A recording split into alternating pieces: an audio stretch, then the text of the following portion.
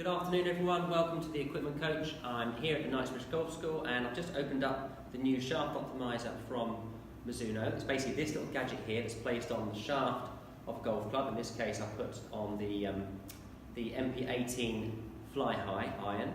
The shaft itself has got strain gauges all the way down it, and what the optimizer will do, it will take the information from those strain gauges, and it will measure things like club head speed, so how fast the ball or club's travelling as it comes into impact.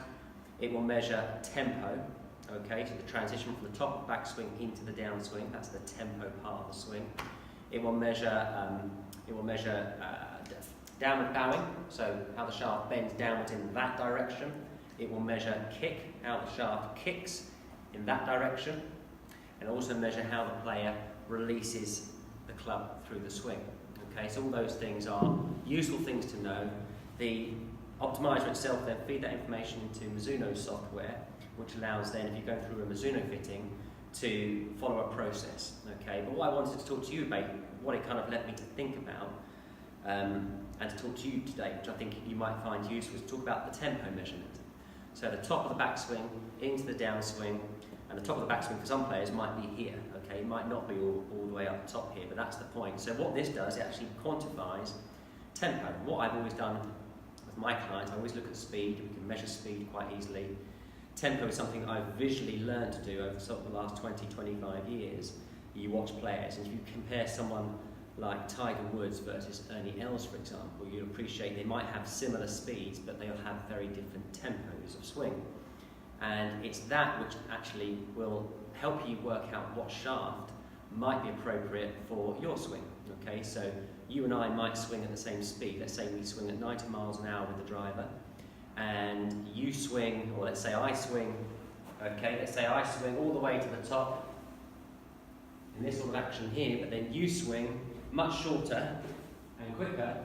Even though we have the same speed, we're very likely going to need different shafts. The latter player, the player with the shorter, quicker tempo, is very likely going to need something a little bit stiffer, potentially heavier. That will help them feel where the club head is. It will help them keep control of the club head on the way through and the all-important face angle, help them hit straighter shots, help them make a better connection and therefore get more ball speed.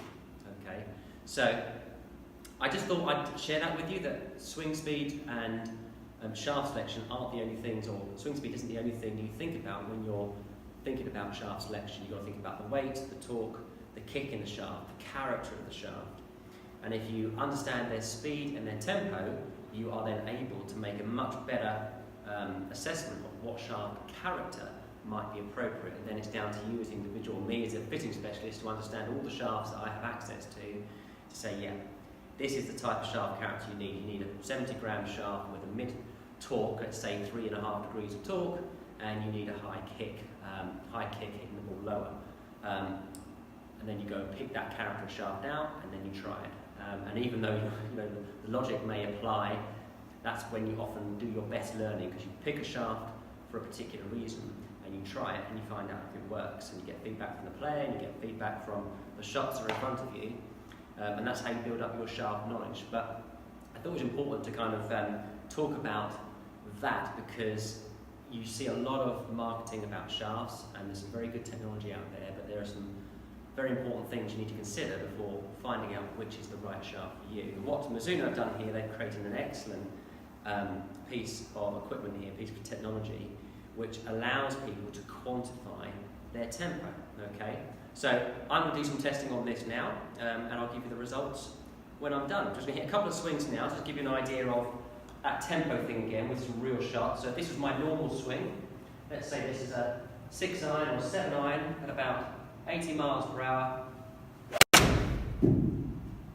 Okay, I would quantify myself as a fairly medium tempo swinger, medium to slow in actual fact.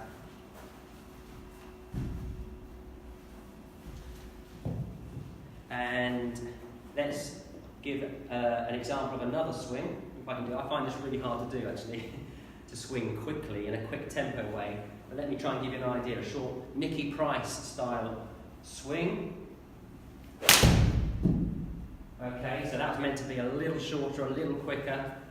And let's go to the very extreme where the guy doesn't take any backswing at all, and it punches the ball through. Now those speeds may all be quite similar, they may be all around that 80-mile-an-hour mark, but you can see the tempo side of things is very different. And that's really important in terms of helping you get the right shaft for your club build, your club spec, along with the head model choice and along with the grip choice. So I hope that's interesting. I'm going to do a little bit more testing on this and put some numbers up there for you to have a look at, and one more bit of information for you in your journey to finding the perfect golf club. Alright, I'll catch up with you soon.